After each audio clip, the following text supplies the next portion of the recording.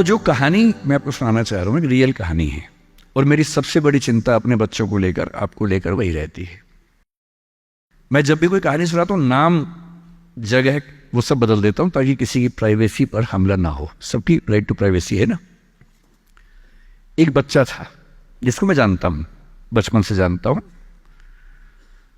बहुत ही जबरदस्त आर्टिस्टिक बच्चा, म्यूजिक का उस्ताद। उसके घर में लगभग सब लोग म्यूजिक के उस्ताद थे, इंस्ट्रूमेंटल म्यूजिक, वोकल म्यूजिक, हर चीज में अच्छा, पढ़ने में भी ठीक, बढ़िया। और जब हम स्कूल में थे, वो मेरी क्लास में तो नहीं था, थोड़ा सा अलग क्लास में था, पर स्कूल में बहुत पॉपुलर था, being into music. I was in debating, he was into music. और बाद में उसने हमारा स्कूल छोड़ भी दिया कुछ समय के बाद, फिर वो कहीं और चला गया, फिर हमारा मिलना नहीं हुआ। उस समय ना तो व्हाट्सएप था ना यूट्यूब था, तो बाद में मिलने का स्कोप भी नहीं रहता था। जो एक बार चला गया वो चला ही जाता था उस समय। अब तो बच्चे जिंदगी भर दोस्त रहते हैं। फिर जब मैं दिल्ली यूनिवर्सिटी में आ गया, ग्रेजुएशन कर चुका था, उसके बाद अचानक मुझे एक बचपन का दोस्त मिला जिसने मुझे एक इंटरेस्टिंग क्या, डेवास्टेटिंग बात बताई। तो बात चल रही थी कि स्कूल के दोस्त कहाँ कहाँ हैं, क्या कर रहे हैं। तो बातों बातों में उसका जिक्र भी आया। तो मैंने बड़ी उम्मीद से पूछा, मैंने कहा वो तो बॉम्बे चला गया होगा, फिल्म इंडस्ट्री में चला गया होगा। तो मेरे दोस्त ने पूछा कि तुम्हें नहीं पता उसके बारे में? मैंने कहा नहीं। उसने कहा यार वो जेल में है, and he was one of the most creative students of our school. मैंने कहा जेल में क्यों है? बोले सच में नहीं पता। मैंने कहा सच में नहीं पता मुझे। बोले वो ग्रेजुएशन करने के लिए जब गया तो पता नहीं क्या हुआ, उसकी थोड़ी संगति खराब हो गई। बैड कंपनी जिसको हम बोलते हैं, जो इस उम्र में अच्छी लगती है, वही वाली। तो कॉलेज लाइफ में थोड़ी बहुत बैड कंपनी सबकी होती ही है, हल्की फुल्की होती है, एक सामान्य बात है। अच्छा, बच्चा बच्चा ना रहे ये भी तो अच्छी बात नहीं है ना। थोड़ा बचपन तो जीना भी चाहिए, थोड़ा शरारतें करनी भी चाहिए। पर किसी किसी का दुर्भाग्य होता है कि ज्यादा हो जाता है। उसके साथ ऐसा हुआ। उस सब प्रोसेस में उसको ड्रग्स की आदत लग गई।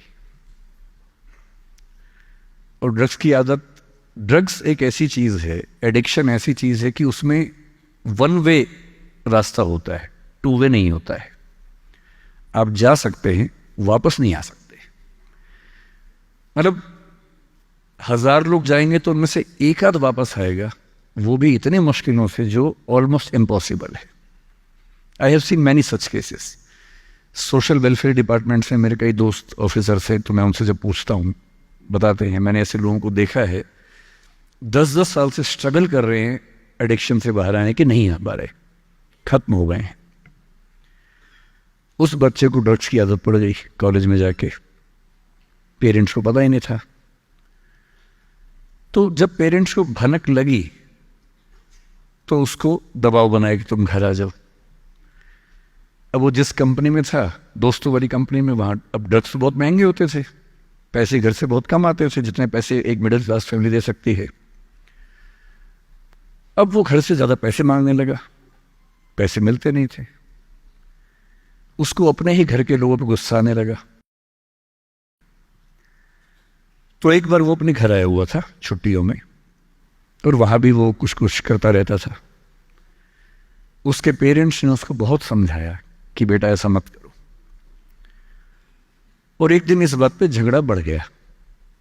भाई आप पेरेंट्स की चिंता समझेंगे आज से 30 साल बाद, जब आपके बच्चे इस एज में होंगे ना, आपकी नानी मर जाएगी उस समय।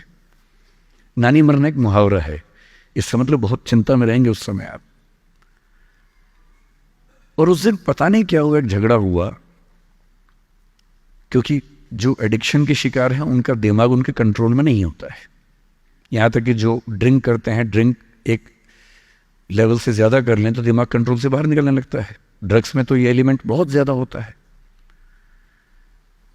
और आधी रात को उसने क्या किया, उसने अपनी फैमिली के 5 लोगों का मर्डर कर दिया। मर्डर। उसने खाने में जहर मिलाया, लगभग सब लोग उससे मर गए। एक मेंबर नहीं मरा क्योंकि उसने खाना खाया नहीं उस दिन, तो उसको उसने अलग से मारा। और ये बात है जब उसकी उम्र लगभग 17-18 साल की थी या 19 के आसपास रहा होगा। उसके बाद वो जेल गया। मेरी सबसे बड़ी चिंता ये होती है बच्चों को लेकर कि किसी भी गलती से वो ड्रग्स में ना चले जाएं।